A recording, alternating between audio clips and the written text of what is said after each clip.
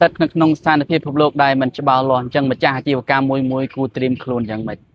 បងប្អូនបើសិនជាយើងមានអាជីវកម្មយើងរៀបចំកញ្ចប់ថវិការួចហើយហៅថាលុយបំរុងរួចហើយគឺអូខេហើយយើងគ្រាន់តែបន្ថែមត្រួតពិនិត្យទៅលើការចំណូលការចំណាយត្បិតទ្វាររកការចំណាយដែលឥតប្រយោជន៍ចោលសម្ភារៈនិយមជាដើមអញ្ចឹងទៅបើសិនជាអាជីវកម្មទាំងឡាយណាដែលអត់ទាន់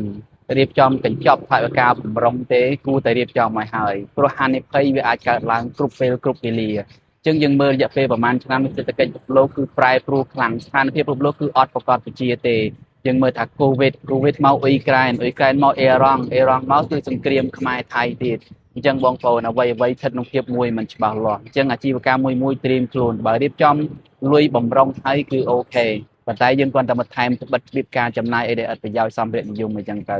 បើអាជីវកម្មមួយចំនួនដែលមិនទាន់មានលុយបំរុងហើយកញ្ចប់ថវិកាបំរុងទេគួរតែរៀបចំឲ្យហើយបាទការពារអានឹងការពារហានិភ័យកើតឡើង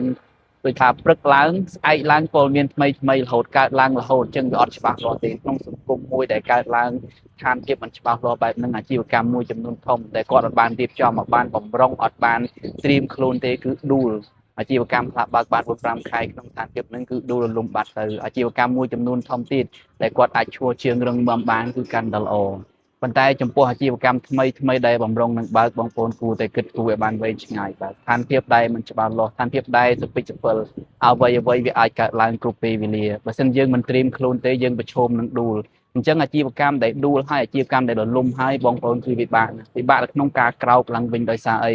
ពេលដែលយើងមានបញ្ហាសេដ្ឋកិច្ចហើយការរកស៊ីដួលរលំហើយមិនតែពិបាកទាំងយើងទេពិបាកទាំងអាជីវកម្មពិបាកទាំងខ្លួនយើងពិបាកទាំងសេដ្ឋកិច្ចគ្រួសារពិបាកទាំងកូនចៅគឺផលវិបាកគឺធ្លាក់ទៅលើគ្រួសារទាំងមូលធ្លាក់លើសង្គមទាំងមូលធ្លាក់ទៅលើបុគ្គលិកបីក៏ធ្លាក់ទាំងអស់ដោយប្រយោលអញ្ចឹងអាជីវកម្មមួយត្រៀមខ្លួនបងប្អូនត្រៀមខ្លួនគ្រប់ពេលវេលាព្រោះសម័យឥឡូវសេដ្ឋកិច្ចពិភពលោកអ្វីច្បាស់លាស់គឺមិនច្បាស់លាស់ទេស្អែកឬពលមាននេះកាន់ស្អែកឬពលមាននេះអញ្ចឹងមានតែការត្រៀមខ្លួនការកាត់បន្ថយត្បិតទ្វារការចំណាយឲ្យច្បាស់លាស់អញ្ចឹងអាជីវកម្មទើបអាចឈរជើងជាប់បានយូរបាទបងប្អូនអាជីវកម្មសម័យនេះយើងត្រឹមតែ